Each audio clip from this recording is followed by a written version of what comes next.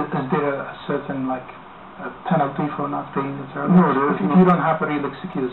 No, as far as I know, there is no penalty, but you should fulfill it afterwards. You should fulfill it afterwards, but there is no sin or expiation that the person has to do, except that he has to give it. I see. As you can see now on the screen, we see the Holy Mosque of Mecca, mashallah, and it's really crowded of prayers, especially that this is the night of the 27th. Yes. You know, in our Islamic and Arabic culture, we call the night, which precedes the day. Yes, of course. So today is the 26th. Yes. Tonight is the 27th night. That's how we describe it, and. You can see the number of prayers here in the mosque, mashallah, and you can see the capacity of the holy mosques, thanks to the efforts of the government of the custodian of the two holy mosques, King Abdullah bin Abdul Aziz. The expansion has been huge, and over 70 billion riyals actually has been suspended on expanding the two holy mosques. I know you've been to the holy mosques last week, I believe. Yes. So tell us about your experience of the day. SubhanAllah, it was an amazing sight. You know, it was an amazing sight. Actually, I took my family there to make Umrah. We reached there. We left Riyadh at Wednesday night. I actually drove down there. And we reached there sometime about 8 o'clock in the morning. Alhamdulillah, Allah, you know, I don't know. Every time I visit the holy mosque there, it's like the atmosphere there is there is a tranquility.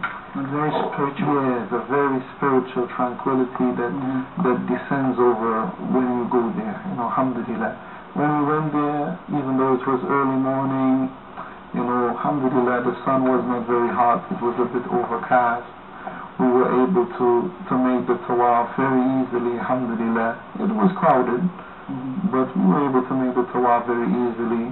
By the time we got to the side, subhanallah, it was like a swarm of how you see it right now. A swarm of people, you know, just there. And now, alhamdulillah, they have 2 levels of the Sa. So the Masa. So there's a lower level that is air conditioned as well. You know, alhamdulillah, they're making it very comfortable for the people. Alhamdulillah. Now there is of course on Eid there is a special prayer called Salat al-Eid. Now, what's the ruling of this prayer, and how is it performed? Well, basically, first of all, the Salat al-Eid is a time for celebration, right? And this particular salah, it is legislated by the Prophet Muhammad sallallahu alaihi wasallam that the whole household should go towards the Eid, even the virgins, even the menstruating women. They should go to the Eid prayer, right? They don't perform it, but they should go out. They should attend. You know, so it's a very special time. You know, because this is a celebration for the month we have fasted, and it is very important. The prayer is performed differently. It is somewhat like Salatul Jumu'ah, but except the prayer is done first and then the khutbah. I see. Right? The prayer is done first and then the khutbah. The specialty about the prayer is that it consists of 2 rak'ah, 2 units of prayer. In the first rak'ah we make 7 extra takbir, and in the first one we do 7, and in the second one we do 5. I see. Right? It is permissible, right, for the people to leave directly after the salah. There is no obligation for you to stay for the khutbah. It's not obligatory. No, it's not obligatory. So if you perform the prayer, you can leave. I see. Is it the same? Is it similar whether you stay or leave? I mean, is it recommended that you do stay for? Well, of course, you know, if you're looking for some benefit, of course, you know, you would want to stay. If it is, but it is okay. Maybe you have some other obligations. You probably have something else to do. But there is no sin in you if you leave. I see. Now, you know, Al-Eid is a happy ceremony, and the Prophet, peace be upon him, encouraged us to be, you know, to celebrate Eid. Yes. But sometimes when Muslims celebrate Eid, some of the practices are let me say, interfere with Islamic teaching. So, how should Muslims practice Eid? Well, first of all, we should look into the Sunnah of the Prophet Muhammad sallallahu alaihi wasallam, and that of the Sahaba, and those of the rightful predecessors that came after them, in order to see the way in which they celebrated the Eid. Right?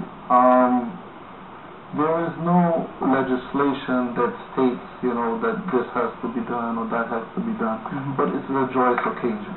Right? It's a joyous occasion. It should be a time where you should spend with your family, you should spend with loved ones, you know, and enjoy the days and the festivities that comes along with it. I see.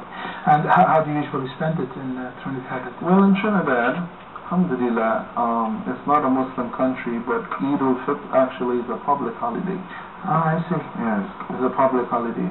In the community that I attend to there in Trinidad, usually for the day of Eid is usually a big day. Right? We go out for the salah, we have the khutbah, and then we have lunch and dinner throughout the day, and festivities for the kids, you know, maybe some things to play for the kids, some play things for the kids. Sometimes they give the kids some gifts like this, and you know, it's activities throughout the day, alhamdulillah. MashaAllah. And how about after Ramadan? What are some of the recommended practices that we should do? Well, of course, you know,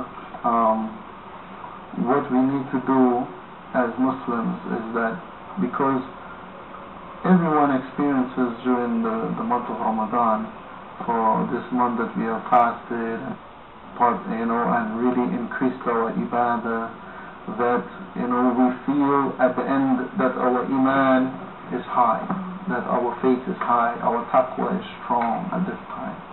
So what we need to do is that there are certain things that we should do afterwards to try to keep this faith and to keep our iman high. One of the most recommended things from the Sunnah is to fast the 6 voluntary days of Shawwal, which is equal that we get the blessings of fasting for the whole year. You know, so, you know, this is very important, you know, that we should try to do this, you know, after we have celebrations or maybe a few days have passed, we should try to fast these 6 days of Shawwal. And also we should try to make, you know, an effort that during the year that we fast the other voluntary fasts, like Mondays and Thursdays, and that special also fast during the month of Muharram, which is on the day of Ashura, and the day before it or the day after it, which is also a strong recommendation from the Sunnah that we should try to do these things. And not only as far as ibadah, right? Not only as far as ibadah, but the closeness that we have experienced with friends and family and the community, we should try to make that carry on. Because some of us, you know, we follow the Sunnah of where it is, we try to give a lot of sadaqah, we try to do good acts during the month of Ramadan. We should try to let this overflow throughout the rest of the year. Make it as a habit. Yes, make it as a habit, you understand? Be in touch with your Muslim brother. Be in touch with your neighbors.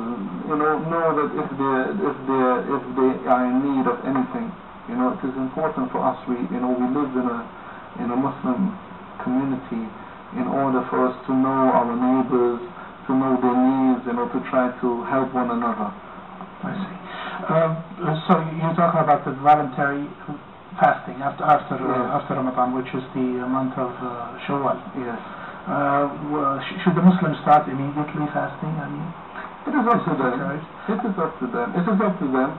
For me personally, I try to do it soon, because where your body is accustomed to fasting, it's easier.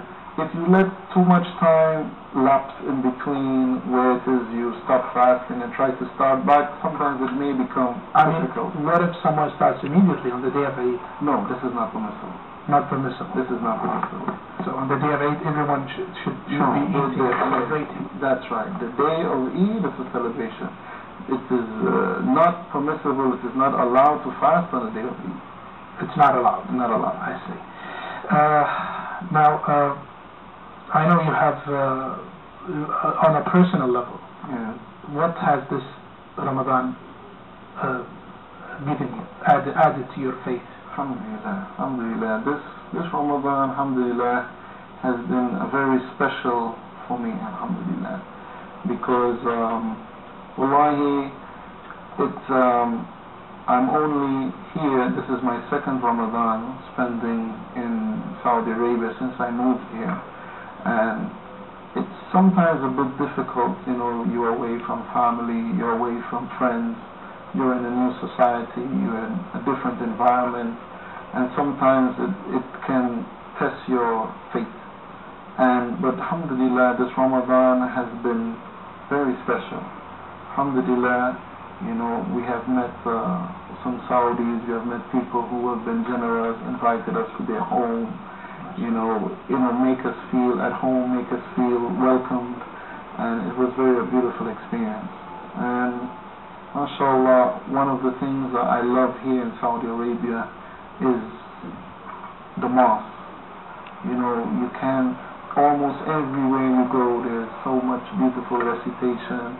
You know, you feel such a sakina, such a tranquility of when you're there. You know, it becomes easy. It's no difficulty in it. Alhamdulillah. So it's been very special. Alhamdulillah, this month has been very special. Alhamdulillah. And you work for a dawah office at the Shifa, right? Yes. What kind of activities do you have during the year? Well, alhamdulillah, for Ramadan, one I have been directly involved in, we have been preparing iftar meals that we deliver to the Juraisi compound. This is near Jamaat al-Imam off of Uthman ibn Affan. The Juraisi compound there, they have approximately, I would say, about 800 workers there. They are a mixture of Philippines, Indo-Pakistanis, and there are a few Arabs there, Sudanese Arabs, that are also there as workers. Alhamdulillah, we have provided meals for them on a daily basis for the iftar. There are some non-Muslims who work there also, and we encourage them to come to Islam. We invite them, you know, to be with us, to see how the Muslims function and try to be generous to them. Alhamdulillah, throughout the month, almost on a daily basis, we have been getting people who have been taking the Shahada and coming to Islam. MashaAllah. In the month of Ramadan. In the month of Ramadan. Do you get more Muslims in Ramadan, usually? Usually, I would say yes. I would say yes, because when the non-Muslims, they see how generous, how together that the Muslims are being, it makes their heart a little more softer towards the religion. Fantastic. I believe we have a phone call with Abdurrahman al-Khiriri from the Dawah office, and he's currently in Mecca. Assalamu alaikum, Abdurrahman. Alaikum salam wa barakatuh. Welcome to the program, and mashallah, tabarakallah, you were fortunate to be in Mecca on this really special night. Could you describe to us how it is over there?